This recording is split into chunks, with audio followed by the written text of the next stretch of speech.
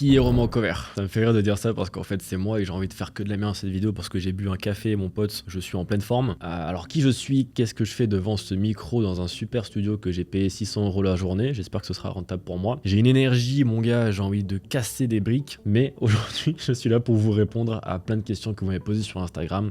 Alors allons-y. Petit disclaimer, on va parler d'énormément de choses et je ne vais pas mâcher mes mots sur énormément de choses. Arnaque, argent, relations, pro, perso, mes faiblesses, mes forces, mes échecs, mes réussites. Et je vais vous parler un peu de tout de manière très transparente, je ne sais pas combien de temps ça va durer. Prenez un petit café, un petit cappuccino, ça fait toujours du bien. Quel a été ton parcours et quel était ton premier business? Alors, je vais prendre la tablette pour vous faire quelque chose d'assez simple. Imaginez un petit garçon, ici, qui se sent très mal. Il ne sait pas pourquoi, il ne sait pas comment, il ne sait pas d'où ça vient, mais il a une espèce de boule en lui, ici. Une boule de chaleur qui le prend tous les jours, quand il se lève le matin, quand il s'endort le soir. Il a cette boule de frustration, d'émotion qui est bloquée, qui ne sait pas d'où ça vient, mais ça l'énerve, il se sent frustré, il se sent pas bien dans sa peau, dans son entourage, dans son... Je n'extrapole même pas, franchement je ne sais même pas comment décrire cette boule en soi qui est énorme. Tu ne sais pas quoi en faire, tu ne sais pas comment exploiter, tu ne sais pas où est-ce qu'elle va te mener, mais tu sais que t'es différent. Je pense que tous les petits enfants se sentaient différents, mais alors putain qu'est-ce que je me sentais différent. Je me sentais différent, incompris, et je cherchais d'autres mots, mais je pense que c'est surtout ça. Ce petit gars-là, il va comprendre assez rapidement, en tout cas, il ne sait pas si c'est la réalité ou si ça ne l'est pas, mais en tout cas, il va associer liberté et argent. À l'âge de 13-14 ans, il va commencer du coup à vendre quelques petites choses, à vendre ses livres, à vendre ses consoles, à acheter des AirPods, à acheter des écouteurs colorés sur AliExpress pour les revendre dans le collège, dans la cour de son collège, 5 fois le prix. Ouais, j'étais déjà un businessman en carton et j'étais déjà dans le dropshipping il y a 7 ans. Donc... ça fait un peu de temps. Et finalement, ce mec, un jour, il va découvrir le trading. J'ai commencé à faire du trading, du scalping à l'âge de 14 ans, 14 à 15 ans. Et donc, j'étais sur mon écran toute la journée avec du trading devant moi. Et je tradais même comme ça, je prenais mon téléphone et j'étais en cours et je tradais comme ça en cours. Et j'étais tellement bon aussi à discuter avec les professeurs que j'avais négocié le fait de pouvoir utiliser dans certains cours, pas tous, mon portable. Je ne sais même plus quel mytho j'avais inventé pour ça. Mais en tout cas, j'ai commencé en trading et c'est comme ça que je me suis éduqué. J'ai suivi énormément de formations, celle de Alti Trading, de Alexandre Leclerc, qui est très bon en marketing d'ailleurs à l'heure d'aujourd'hui. J'ai suivi celle de Tammy Cabage, j'ai suivi celle... Bon bref, j'en ai suivi énormément et je me suis formé. Donc à l'âge de 14-15 ans, je commençais déjà à dire à ma mère, maman, ne m'achète pas des jouets, achète-moi des formations. Donc bon, je pense que c'était flippant pour elle au début. La preuve en est, la première chose que je me rappelle quand on parle de trading, c'est ma mère, quand je lui annonce que j'ai investi en bourse, le regard qu'elle m'a fait. Faut savoir que niveau argent dans la famille, on n'a pas forcément une bonne relation de base avec ça et qu'on a eu quelques embrouilles enfin, en termes d'arnaque, de perte d'argent, etc. Donc forcément, quand ton gamin de 14-15 ans il te dit j'ai investi en bourse et je suis un trader, ça passe pas forcément bien. Chose que je peux comprendre. Et donc j'ai commencé là-dedans, trading, je suis passé au dropshipping officiel. Derrière, j'ai pas eu beaucoup de résultats. Je suis ensuite allé dans l'affiliation, j'ai fait du SMMA également avec un associé qui s'appelle Noah Vincent. Petit bisou à toi si tu passes par là, je pense que tu vas regarder cette vidéo. On arrive à ma 17e année, là je pars complètement à l'étranger. Je me barre en Norvège étudier l'anglais parce que j'ai fait un peu le tour déjà des formations francophones. Je veux me barrer, je veux apprendre l'anglais pour pouvoir me former autour de gros experts anglophones et revenir ensuite en France pour exploser le marché francophone. Le plan a plus ou moins bien marché. Là-bas, j'y crée ma seconde vie. Je me sens bien, nouvel environnement, je me sens compris, je me sens accepté, je me sens différent, mais c'est ok d'y être là-bas. Du coup, j'apprends évidemment l'anglais. De là, je me forme avec Iman Ghazi, qui à l'heure d'aujourd'hui a retourné le marché. Je le suis depuis qu'il a des boutons sur la gueule, qu'il a 17 ans. Et là, il en a 22, il pèse des centaines de millions. C'est un grand malade. Chapeau à lui. Et je rentre du coup dans le monde du SMMA avec du coup notamment mon associé Noah Vincent. On a créé une agence où moi je me chargeais de tout ce qui était psychologie humaine liée aux réseaux sociaux et lui sur la partie acquisition de trafic payant. Ça marche plus ou moins bien, on a nos premiers clients à 500 €, on est comme des grands malades, on leur fait faire des trucs de ouf, qui étaient à l'époque des trucs de ouf, en vrai quand j'y pense maintenant c'était grave de la merde, mais on a eu notre premier client. Un jour je me réveille, ça fait déjà presque un an que je suis en Norvège, je me réveille, il y a mon père d'accueil qui s'appelle Kim, bisous à toi également mais tu vas pas comprendre parce que tu parles pas français, qui arrive dans ma chambre, moi je suis encore endormi, je me réveille d'un coup, je sens en moi un truc où ça va pas. Faut comprendre qu'on est dans une maison, que tous les deux, c'est la seule personne à m'avoir accueilli, donc c'était ma famille d'accueil, c'est simplement un père d'accueil. Et on n'a jamais été vraiment ouvert à nos émotions. Les deux hommes dans une maison, c'est un peu l'ambiance, on boit une bière ensemble, on met les pieds sur la table et on rigole. Mais jamais vraiment on partage ce qu'on ressent. Il rentre dans la chambre.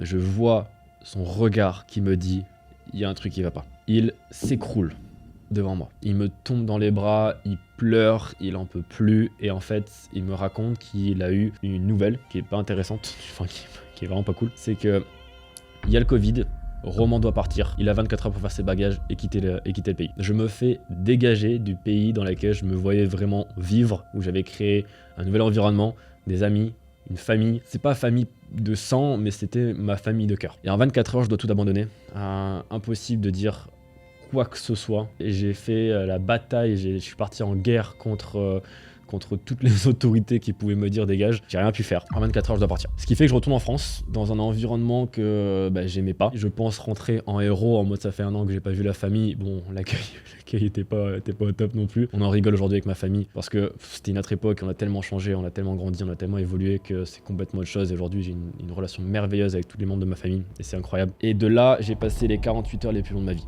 J'ai passé 48 heures où j'ai remis toute ma vie en question, et à la fin de ces 48 heures, j'ai eu un choix. C'était soit je me tire une balle, soit je prends un couteau, je me tranche la gorge, je fais un truc, je me suicide, soit je réussis à me relever, monter mon business, devenir libre, me barrer et revenir en héros quand j'aurai du cash, quand j'aurai des compétences, quand j'aurai créé quelque chose pour aider toute ma famille, rendre libre, etc.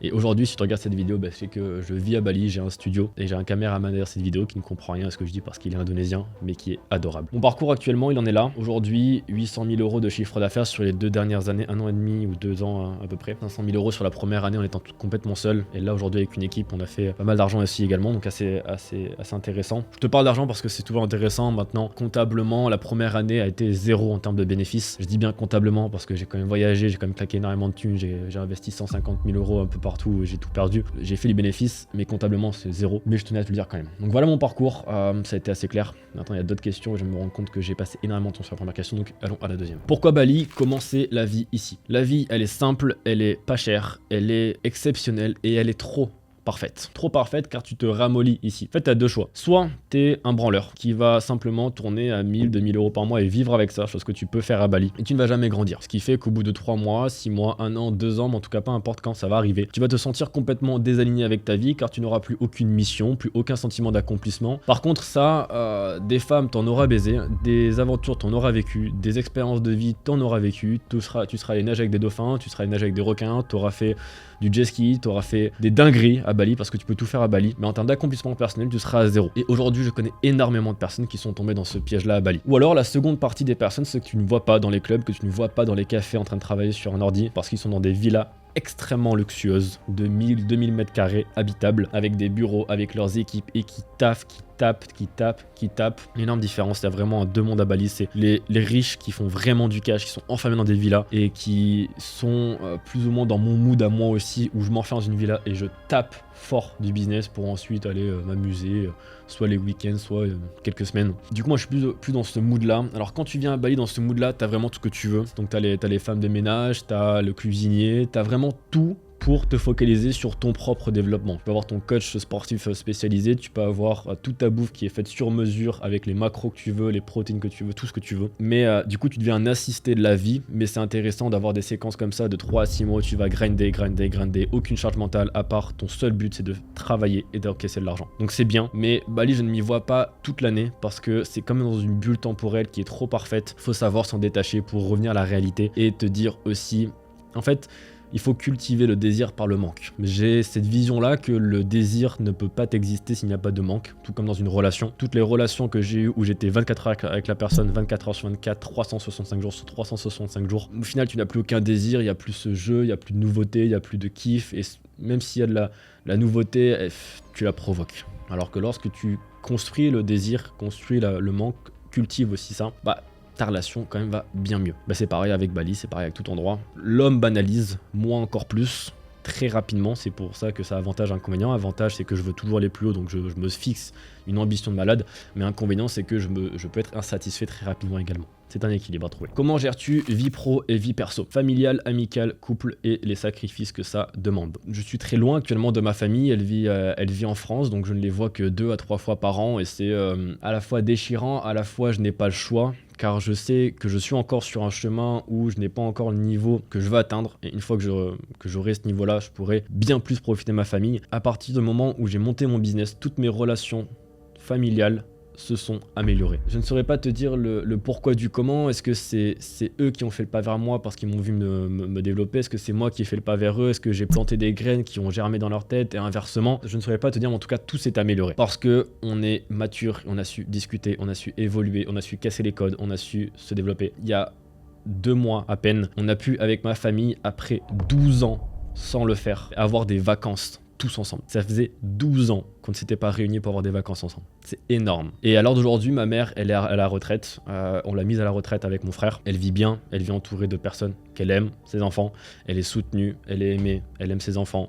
Tout va bien pour le mieux. Niveau amical, ça c'est très compliqué. Je vois très rarement mes amis d'avant le business, enfin mes amis de toujours, j'ai envie de te dire. Et c'est la partie un peu dure, hein, je dois l'avouer, parce que forcément, quand je rentre en France, j'ai l'impression que c'était comme si j'étais parti 24 heures, mais à la fois je sais qu'il y a un grand fossé, j'ai l'impression de manquer énormément de choses dans leur vie, qu'ils ne me parlent pas autant qu'avant. Évidemment, avant on se racontait tout, maintenant on n'est pas très portable, on s'en tape un peu, mais tu sais, c'est comme les meilleurs amis. Les meilleurs amis, ils s'appellent pas tous les jours. Mais quand ils se revoient, même après plusieurs années, c'est comme si c'était hier. Niveau couple, j'ai envie de te dire, j'ai pas envie de te répondre maintenant parce que je n'ai jamais su maîtriser quelque chose sur le long terme.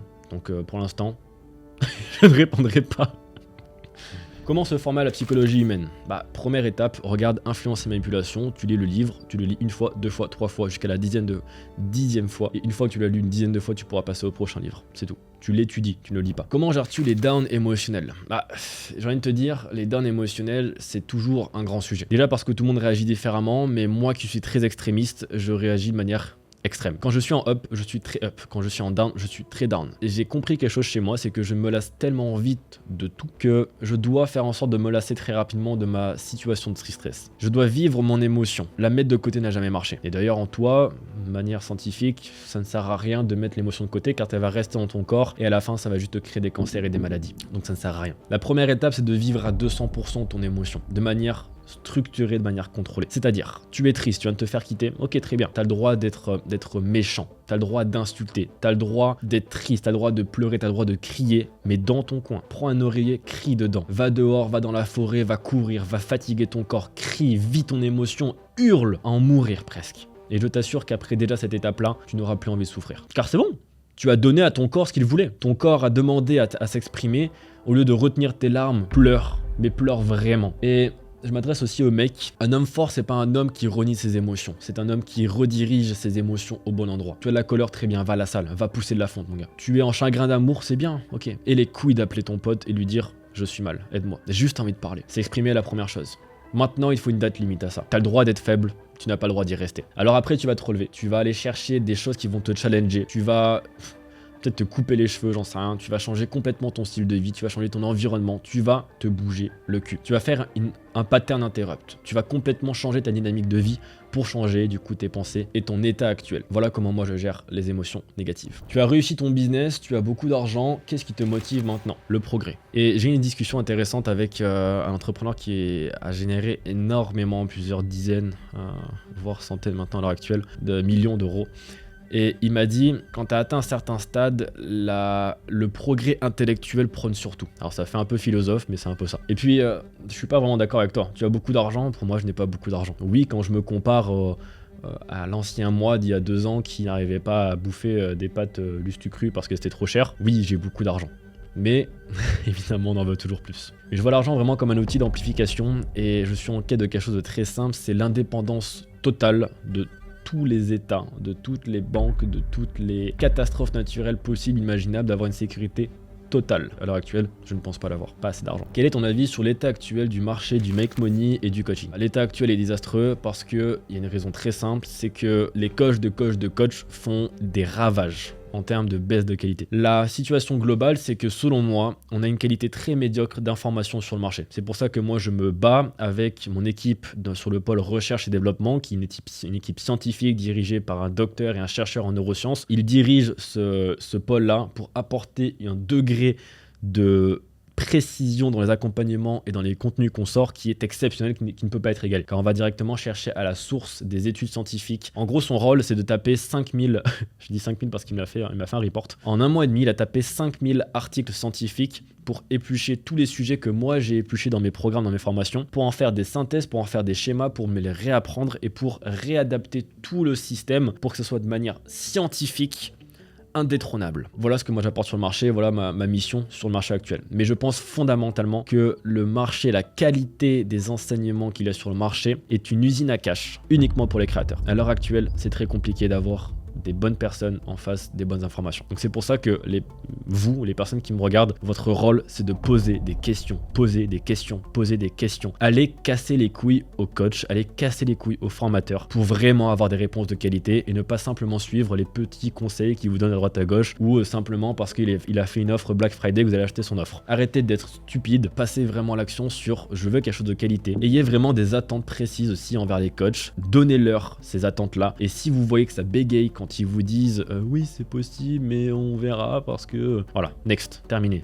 Fuck off. Par contre, c'est vrai que plus l'état du marché se développe, plus il y a aussi évidemment des outsiders et qui ont du contenu de qualité de fou qui marche. Je ne suis pas que négatif non plus sur l'état du marché, même si évidemment moi, vu que mon combat c'est d'améliorer la qualité, bah forcément j'étudie que la qualité médiocre pour pouvoir l'améliorer. Maintenant, il y a énormément de personnes qui font en qualité, qui font un taf de fou et qui n'arrivent pas à gagner en viralité parce que justement leur qualité d'enseignement est tellement précise que ça ne plaît pas au mass market. À l'heure actuelle, ce qui est triste sur le marché, c'est que les contenus les plus qualitatifs ne font aucun vu. Et c'est uniquement quand la meuf elle va danser avec un petit twerk et les 3 conseils TikTok pour gagner en viralité qu'elle va faire des vues. C'est triste mais c'est comme ça. On est tous des débiles, on like tous les culs et on n'aime pas quand c'est trop scientifique. Personnellement, j'en ai rien à foutre, je continuerai à être scientifique et ne pas montrer mon cul. Quelle est ta formation gratuite? J'ai vraiment envie de la rejoindre car c'est vraiment la meilleure. Roman, tu es le meilleur sur le marché. J'ai vraiment envie d'aller regarder ta formation masterclass qui est en lien de cette description YouTube sur la vidéo que je suis en train de regarder. Oui, tu peux le regarder. Plus sérieusement, c'est la fin de cette vidéo. Je t'invite à cliquer sur le lien dans la description de cette vidéo où tu pourras retrouver une masterclass complète dans laquelle tu retrouveras naturellement un plan d'action complet pour déchirer ton business, éclater ton nouveau plafond de verre, être aligné avec ce que tu fais, ne pas vendre de la merde, avoir des clients qui te respectent et non pas des clients chiants pour lesquels tu vas te prostituer, avec qui tu seras vraiment payé à ta juste valeur, à faire ce que tu aimes, comme tu l'aimes et comment tu l'aimes. On se retrouve de l'autre côté, gentleman, c'est la fin de cette vidéo. Bois un petit café, fume un petit cigare, enjoy and build it.